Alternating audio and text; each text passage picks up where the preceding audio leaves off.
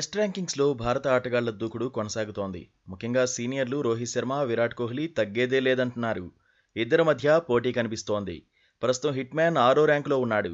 751 rating పాయింట్లు సాధించాడు. తాజా ర్యాంకుల్లో విరాట్ కోహ్లీ 2 స్థానాలు మెరుగయ్యాడు.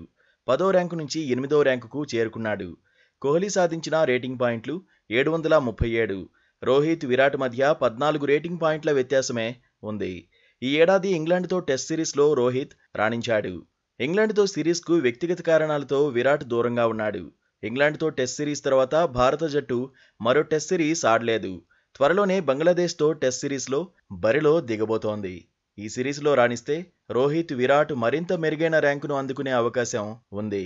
దీంతో బంగ్లాదేశ్పై ఎవరు హిట్ అవుతారు అనేది ఆసక్తికరంగా మారింది.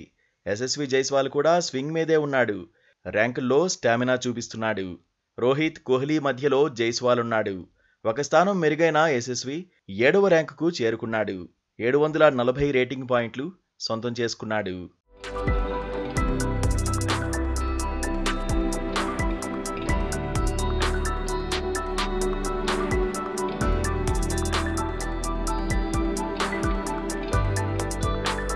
టెస్ట్ బ్యాటర్స్ ర్యాంకింగ్స్లో ఇంగ్లాండ్ స్టార్ ప్లేయర్ జో రూట్కు తిరుగు లేకుండా పోయింది.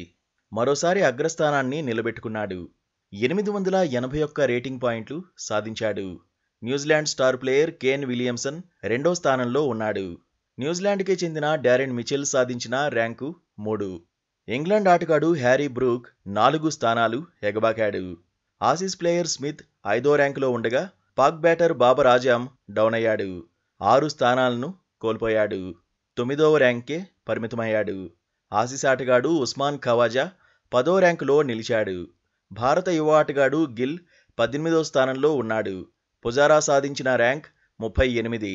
రవీంద్ర జడేజా 40వ ర్యాంకులో నిలిచాడు. బౌలర్ల ర్యాంకింగ్స్లో భారత ప్లేయర్ల ఆధిపత్యం కొనసాగుతోంది. అశ్విన్ అగ్రస్థానంలోనే ఉన్నాడు.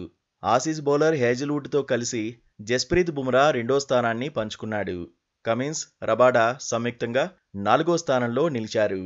నాథన్ లియాన్ 6వ ర్యాంకులో, రవీంద్ర జడేజా 7వ ర్యాంకులో ఉన్నారు.